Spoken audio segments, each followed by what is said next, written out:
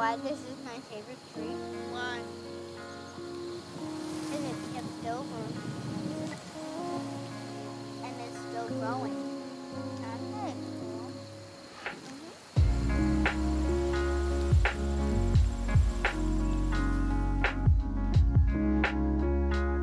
Sean Baker's The Florida Project is a sobering story about a single mother and her daughter as they live in a motel right next to Disney Florida Resort.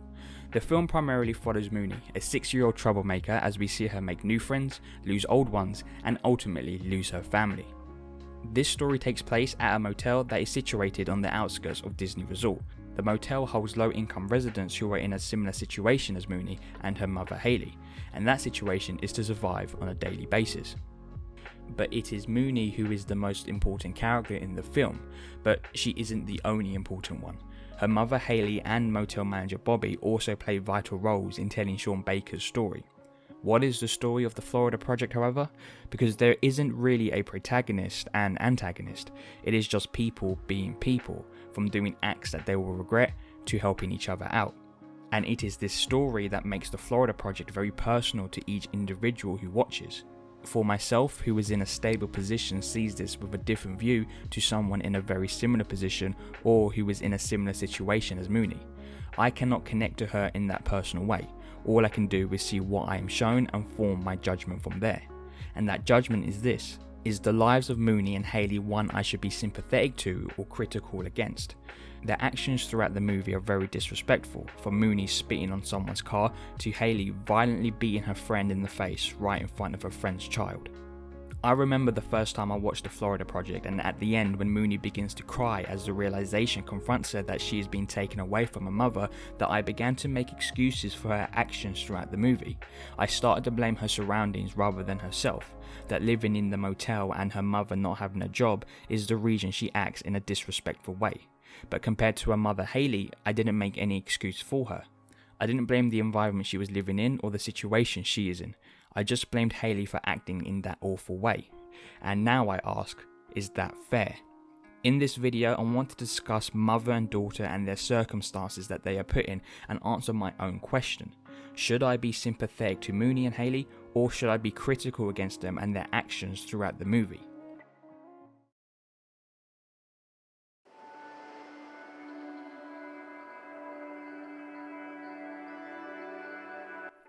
The 6-year-old hellraiser called Moonee is living a life that a 6-year-old shouldn't live.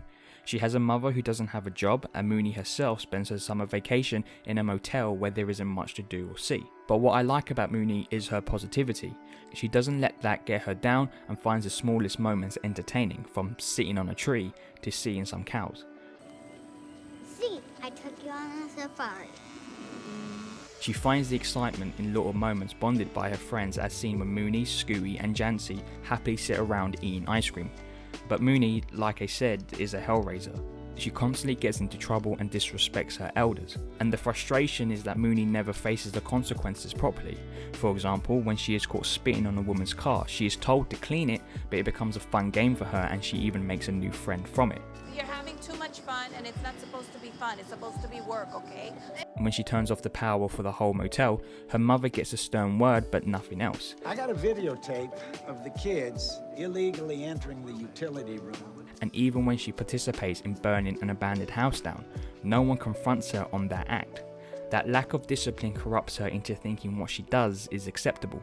Give us a break, lady! But do I blame the child for that, or does that responsibility forward onto her mother Halley, or even to Bobby, the motel manager that obviously cares for Moonee and Halley?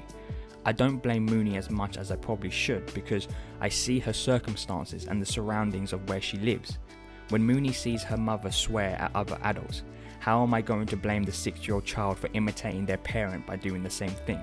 Moonee's only influence is her mother, a mother that she adores, and in the end, Moonee is punished for the actions of her mother. She has to be taken away from Halley, not because the actions of Moonee caught up to her, but the actions of Halley's desperation was punished. Consequently, I sympathise with Moonee. Her actions are terrible and needed to have consequences, but I keep thinking about her surroundings and I feel sorry for her that she couldn't have a normal childhood. So, does that mean I also sympathise with Halley? Halley does some deplorable acts, from beating her friend to prostituting while her daughter is in the bathroom. She isn't the ideal role model to Moonee, who acts like her mother by swearing and having a bad attitude, and Halley becomes the reason why Moonee is taken away. But I do sympathise with her because what we are seeing is the surface level of Halley, and that is what Sean Baker is showing us. However, when I see Halley, I often think about what we are not shown. What is Halley's past that forced her to live in a motel with no job as a single mother? No one decides that that is what they want in their life. Something along the way must have pushed Halley's course to where she is now. It is that thought that keeps spinning around my head when I think about if I sympathise with her or not. Now, this next part comes down to interpretations and how you see life in general, because I'm going to give Halley the benefit of the doubt, and the reason for that is because everything she does in the film is for Moonee, from selling perfume outside a golf resort to even having sex for money. She does it so Moonee can be happy, and that love also extends to Moonee's friend Jancy, which Halley bought a cake for and celebrated her birthday together. All Halley wants is her child to live a normal life. Halley might have also been in Moonee's situation as a child, we don't know, and that also makes me think, what if Halley also had parents that were unemployed or lived in rough areas?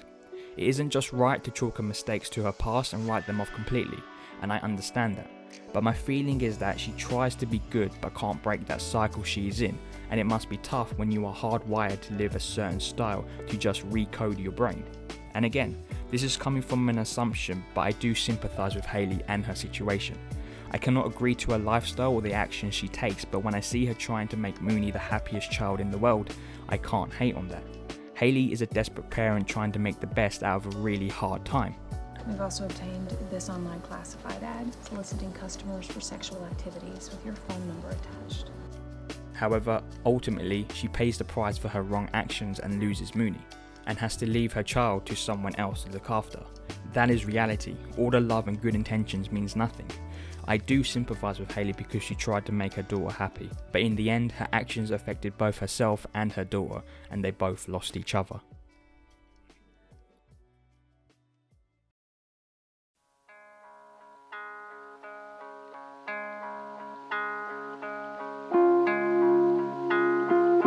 Bobby in this movie is essentially us, the audience. He watches what happens and reacts accordingly. Just like us, he has to interpret what he sees and decides to either sympathise with his residents or judge them for their behaviours. Bobby often chooses the former and sympathises with his residents, from helping Halley stay within the motel for an extended period to protecting the children of his motel as they were his own. You come on this property again and you won't be leaving it, you understand? This is because he understands the circumstances of the people. He knows a lot of them have been in tough situations. But he isn't a character you can walk over. He will kick residents out if necessary. However, he ultimately decides to give them the benefit of the doubt, because Bobby is undoubtedly a good guy within the movie, and this is seen by how he treats Moonee and Halley. Bobby protects them, from helping diffuse a row between a man and Halley to allowing Moonee and her friends to play within his office. But Bobby isn't a perfect person. That short glimpse we see with his son and the confrontation they had tells me that Bobby maybe did something regrettable in the past. We are never told why he was angry about his son telling this mystery woman happy birthday, but it rattled Bobby. Was it a mistake he made, or was it other influences? All we know is Bobby is alone in the Florida project. The only family member we see is his son, and after their confrontation, we never see him again. So what happens is the residents become family to him. I love you too! Bobby is us, the audience. He has to make the decision to either sympathise with the residents or not. In the end, Sean Baker's The Florida Project is about a young 6-year-old girl and her summer at this motel. It is about her making friends, losing friends, and ultimately losing her family. The film makes you question what is deemed right or wrong through the actions of Moonee and Halley. Is Halley a bad mother for having sex for money so Moonee can have food and have a place to sleep? Is Moonee disrespectful, or is it her surroundings that influenced her? And finally, do you sympathise or judge Moonee and Halley for their behaviour? That is a decision that comes down to the individual. So, I ask you, do you sympathise with Halley and Moonee?